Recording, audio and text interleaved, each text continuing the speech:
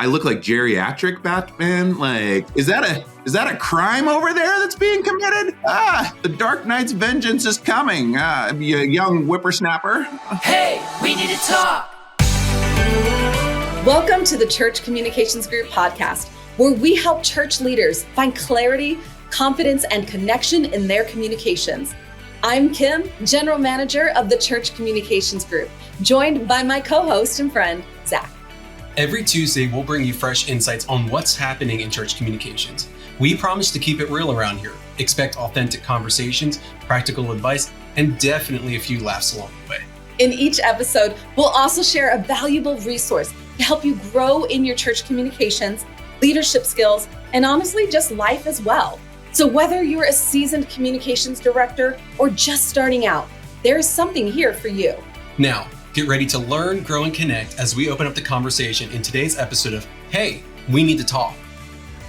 Hey everybody, it's the Halloween episode. Woo! Oh yeah. Halloween, this is Halloween, pumpkin scream in the dead of night. You guys, we are here for the best episode, some might say, because it is the Halloween episode. We've got minions. We got a shark. I thought this was our normal episode. I didn't know it was Halloween themed. Came normal. I just came normal. Ready to film. And we've got moving cameras, and we've got Batman.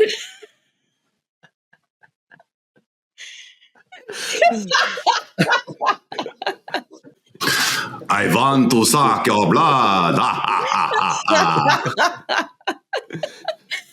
Oh my goodness. Amazing. Is that not the right character? No, that's not it at all. That was so far from being the right character. That was Dracula. You're almost there. Hold on one second.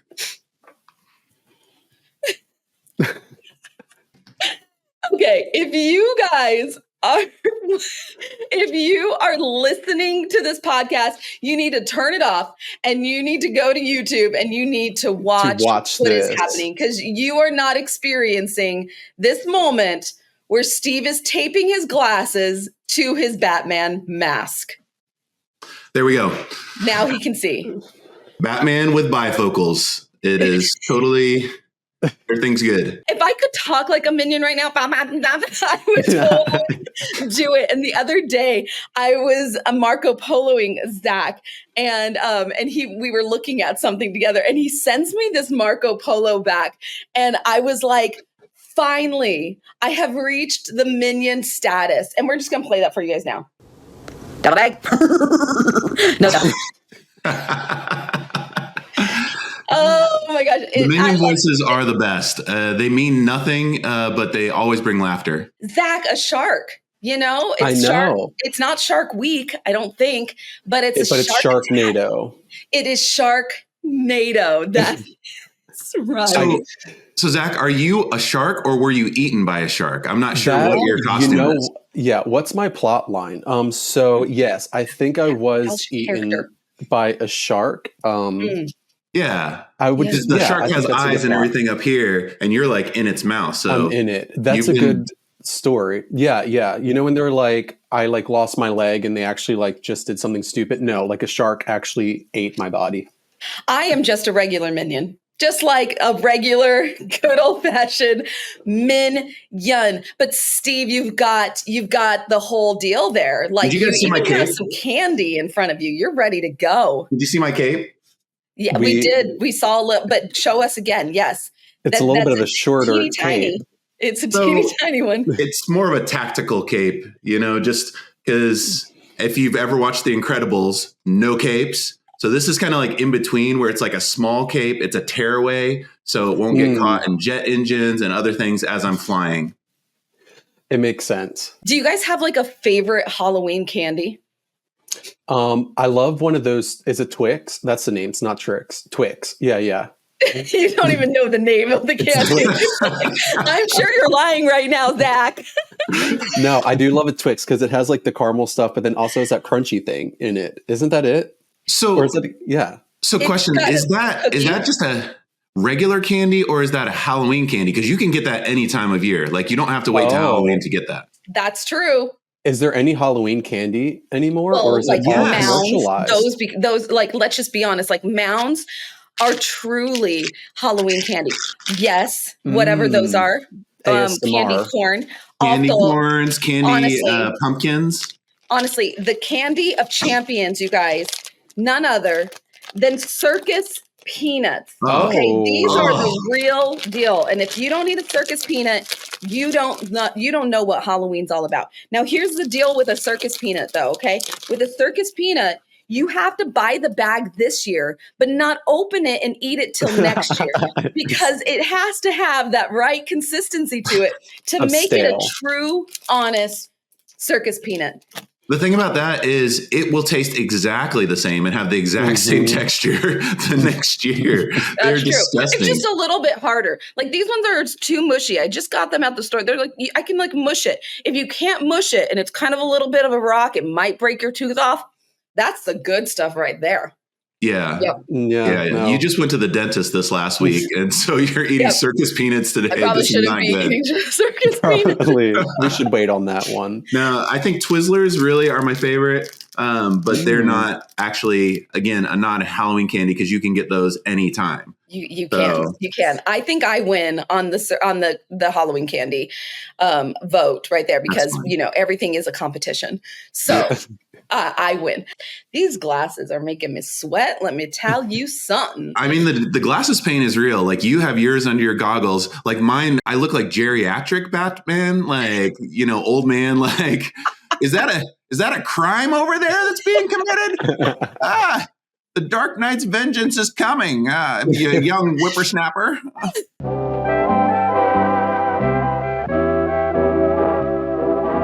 All right, you guys. So let's talk about church and Halloween. Okay. So, obviously like when it comes to Halloween, All Hallows Eve, all those kinds of things that it like witchcraft, wizardry, like all of that, it becomes a real negative in the church world. What are your guys' thoughts? What are your feels on that kind of like, do we do something for Halloween? Do we lean into that as a holiday?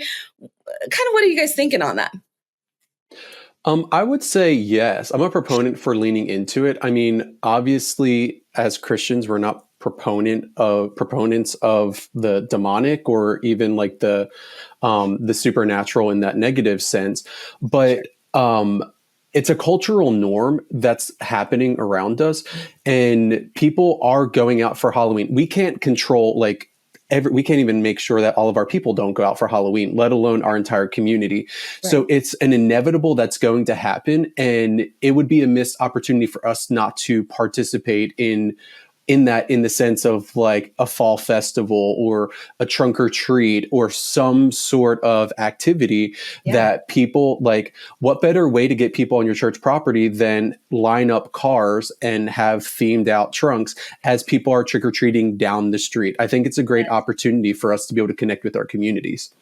I couldn't agree with you more. Yeah. And it's a safe place too, right? You can open up your building where people are out in the streets in their neighborhoods, but this gives you a nice, clean, safe location for families to come. They can trunk or treat outside, or you can do something inside. There's a church that we know in Ohio, Cedar Creek Church, and they do Hallow Weekend on Halloween. And actually, Zac, Steve, and I will be visiting them here during the holiday, during Halloween, and we're going to get to experience Hallow Weekend, which I'm super excited about. What great timing. It's so perfect timing. So we're going to be there just in a few days. And yeah, they do a whole experience on Halloween weekend, and they call it Hallow Weekend, and it's like this like choose your own adventure kind of experience where you come to church, you have the worship, but then choose your own adventure. They still stay in the Bible, they still stay in like the scripture and things, but it's just done different. And I love that idea because it's still going like this is the church. This is a place for God. Like they don't do like spooktacular type stuff, but like this is still a place for you to come and find God, but it is so seeker friendly. It is so built around the outside, people that don't know God, people that aren't going to church, for them to come into the church and experience something different on Hallow Weekend. Steve, any thoughts on that? Yeah, because I can definitely sympathize with people who don't want to do it, and I think in a lot of ways it feels like a gateway drug to something else. It's like, hey, if we acknowledge this or whatever, then that's just one step more towards somebody kind of going towards the world, going towards some of those darker elements of what Halloween has represented. So I can definitely sympathize with it. But when we're in California, I think one of the things that really worked well for us was as we did this, massive trunk or treat, and it was very cool.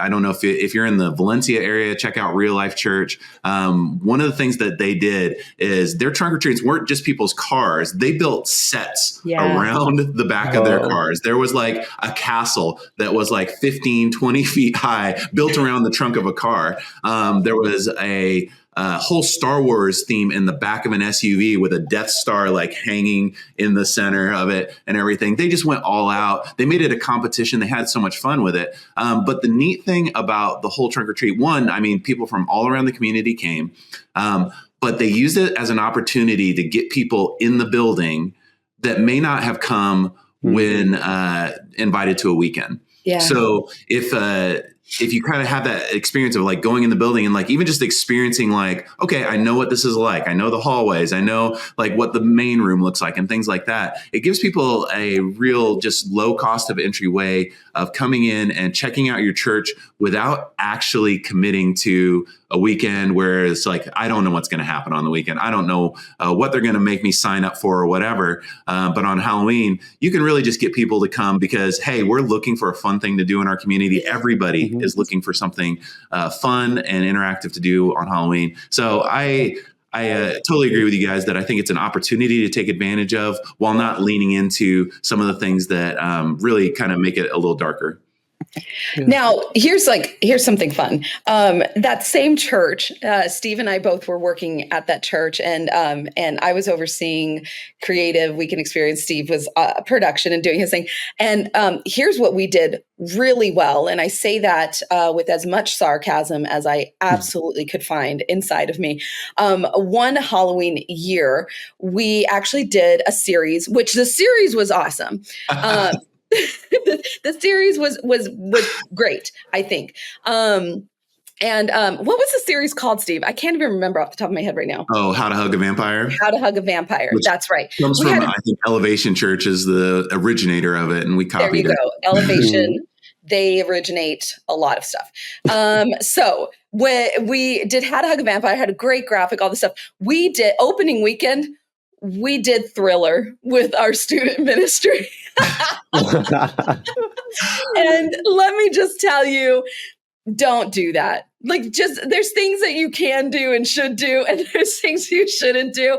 And let me just be real, having your student ministry reenact Thriller, nope, don't do it. We also we created a video series around it, and it was like The Office, but the boss was a vampire. So he was an energy sucker, and he would go around and kind of suck the energy out of him. So that was okay. That was kind of funny. Those were like the bumpers. But one of the things that we did is we took a picture of this guy and his family. So we made up this vampire family. We took a picture of it.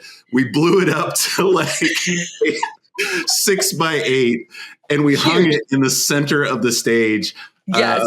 For one weekend until people were like, "Are we worshiping? We worshiping the vampire family?" It was so that was a fail. Yeah, that was a fail. Yeah, that series was a smashing success and a drastic failure all at the same time. As we kind of close up this conversation, which I know was life-giving to everybody that has listened, what would we say would be some of the best ways to get something like one of these type of events, a trunk or treat or so on? What would be a best way to bring our community and our church into that kind of an event? Well, I think number one, like, word of mouth that always like has a huge proponent, like especially these family centric events. Like we can always like family invite family, like that's the best way to do it. And then we can also always run some ads. I think Google display ads are great because it's actually targeting young families. Facebook ads are going to be great because it's targeting mom and grandmom. And so that's going to be a great place for us to be able to communicate that info. It's good. Yeah, I definitely think like within the church, get your groups like invested in something like this. Like if you're going to do a trunk or treat, get your groups like invested in it, have them, make it a competition, make it really fun, because then they can reshare things on social media. They can take the main post of the church and reshare that on social media. But if you get those groups invested in it, it will like totally take it further than just, what your staff can do and everything like that. Because they are going to tell their friends, they are going to be invested because they're like, hey, come see my trunk or treat or whatever. Come check out my church and what they're doing inside, and I'll give you a tour and all that stuff. So get your groups invested because they'll be your kind of number one ambassadors for that.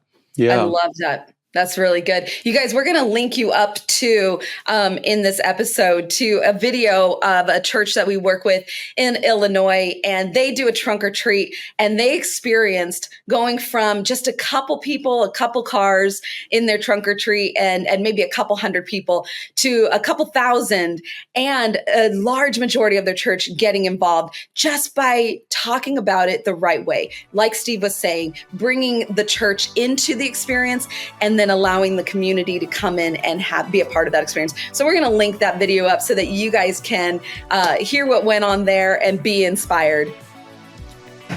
I'm Batman. Hey, we need to talk. Thanks for tuning into the Hey, We Need to Talk podcast. We hope today's episode has equipped you with insights and strategies to enhance your church communications efforts. Remember, we're here every Tuesday with fresh content to keep you up to date on what's happening in church communications.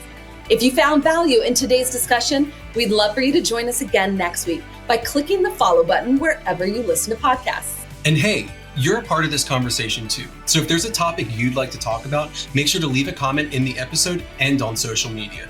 For more resources or just to set up a call with any one of our team members, head over to churchcommunications.com. And check out our free online learning platform, CC+, where you can access a wealth of additional resources to support your church communications journey. We're Zac and Kim, and from all of us here at Church Communications Group, we're looking forward to helping you find clarity, confidence, and connection in your church communications.